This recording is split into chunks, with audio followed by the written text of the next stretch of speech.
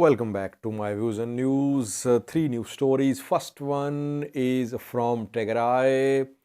Tigray regional government today formally accused Eritrea that Eritrean military is involved in lootings, destruction, property damage, and other activities. And activities are happening after the ceasefire agreement, peace agreement signed last Wednesday. What did Tigray regional government say today?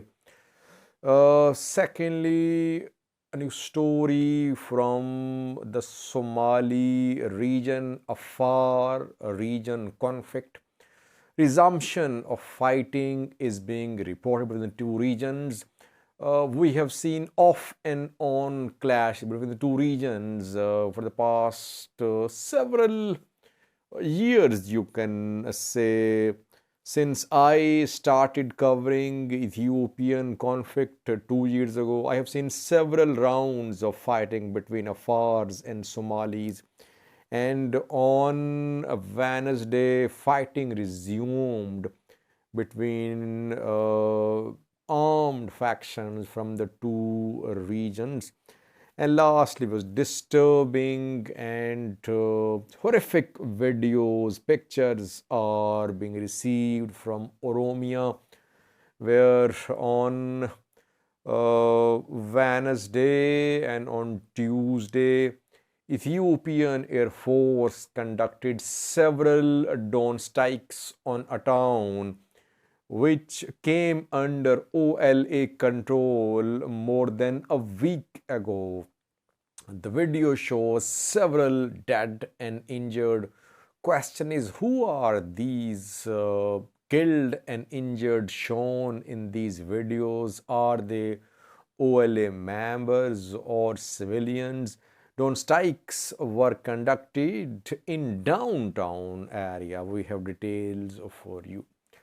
Firstly, viewers, Tigray government today formally accused Eritrea that Eritrea is involved, Eritrean military is involved in activities of looting, destruction, and killings. Professor Kindea is Tigray External Affairs Bureau official. So his statement should be seen as official position of Tigray regional government.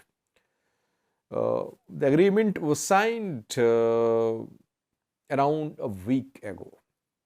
And since then, we have seen the two sides, Ethiopian federal government, Tigray regional government, they've been avoiding sharing false information. They've been avoiding hate speech as well. Both sides showed responsibility. Both sides avoided use of any inflammatory or defamatory terms too.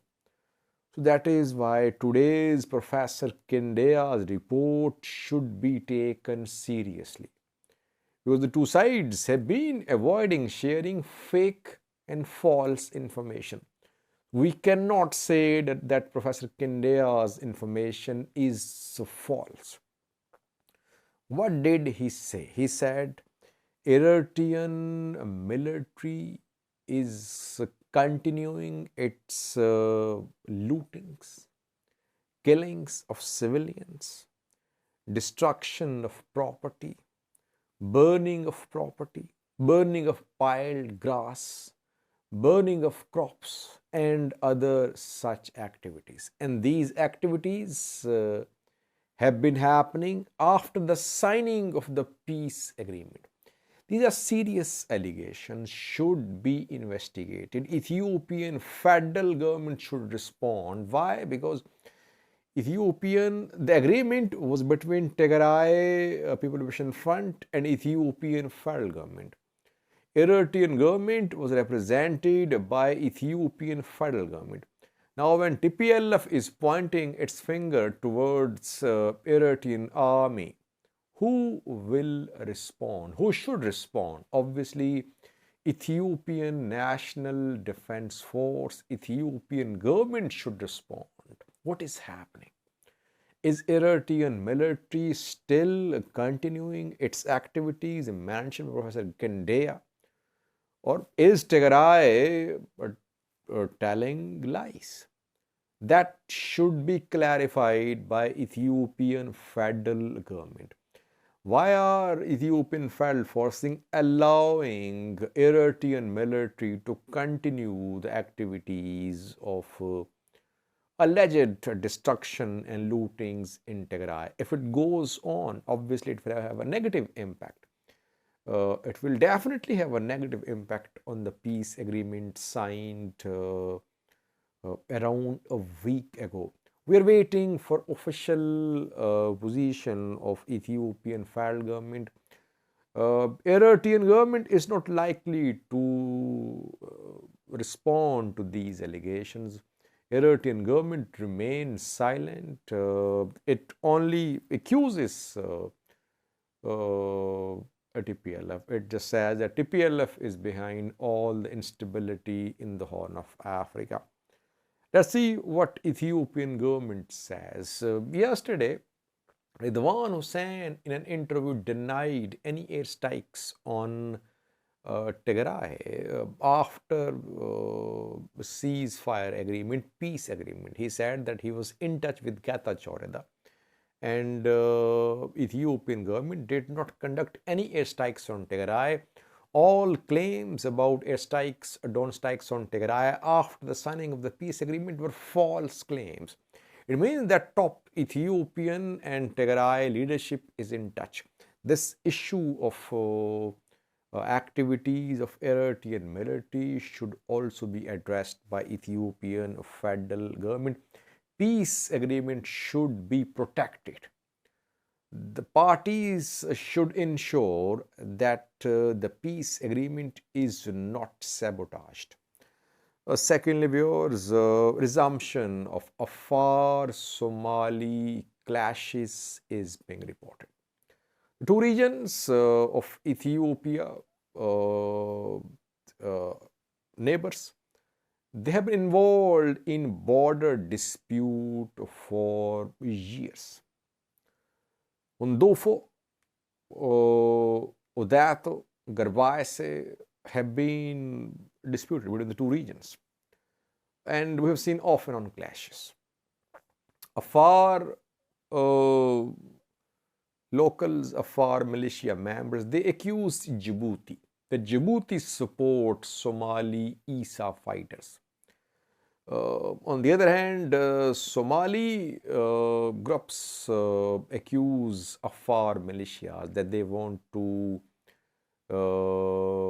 annex Somali region's lands. Since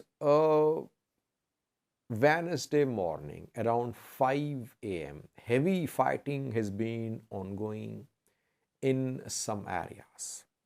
Both sides are accusing each other of starting this provocation. Whenever there is fighting between Afars and Somalis, you see conflicting claims by the two sides. Afar say Somalis started it and vice versa. Same is happening.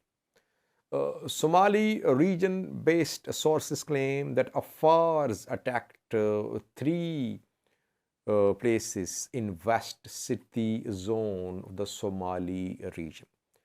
Kalale, Karaf, and Beret's Hajiga are three places. On the other hand, Afar, not official, Afar unofficial sources claim that Somali Special Force and Djibouti's soldiers have attacked Afar territories in Hanruka, Afar. You always see this pattern that the two sides make conflicting claims. But mainly their border dispute is unresolved. They have tried to find a solution to the dispute going on for years, but they could not. So if there is no resolution to the dispute, of the border areas, you'll keep on seeing what we are seeing. Large number of casualties is being reported on both sides. We saw the same when the two sides fought before the third round of fighting in northern Ethiopia. Back then, dozens, even hundreds were killed. And once again, heavy fighting is being reported between Afars and Somali region based groups. Thirdly, viewers, very disturbing and graphic videos and pictures are being shared from Oromia, where on Wednesday and Tuesday as well, reportedly, drone strikes were conducted by Ethiopian Air Force. 4 drone strikes were conducted on a town in West Valaga. Name of the town is Mandi. Mandi town was captured by Oromo Liberation Army around a week ago. I shared pictures, videos from Mandi. While fighters entered Mandi in West Valaga, and then on Wednesday, Mandi was hit.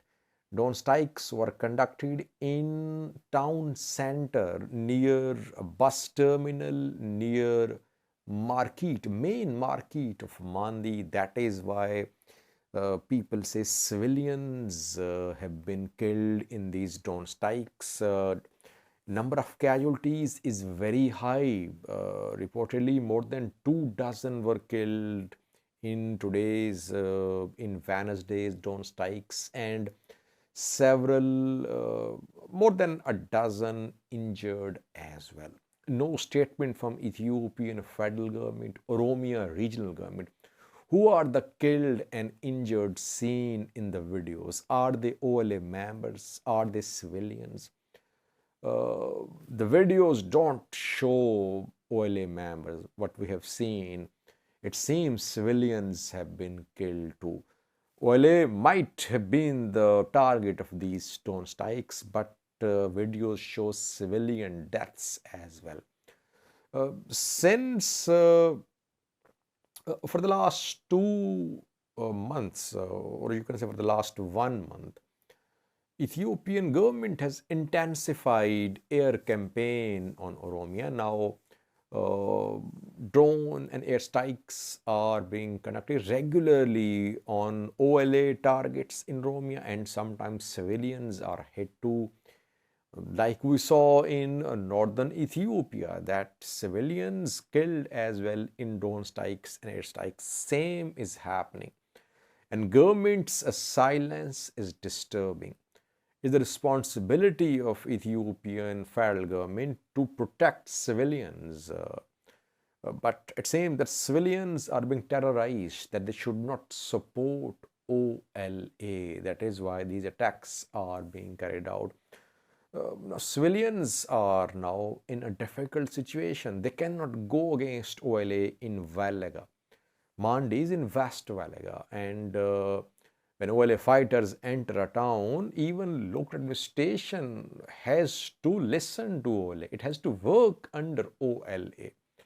Then government conducts drone strikes. Civilians dying on both sides. I think those who go against OLA can be hit by OLA, and those who go against the government will be hit by the government. Civilians in Valaga are suffering. Government must clarify what was the target in the drone strikes on Mandi. How many were killed?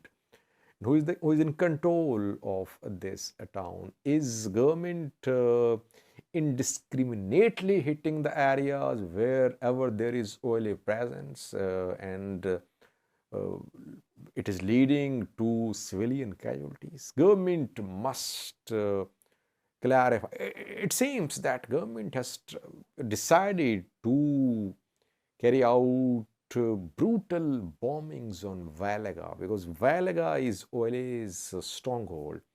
And government wants to wipe out OLA in Valaga. That is why these intense strikes are being conducted, drone strikes as well, almost on daily basis now. Thank you for watching.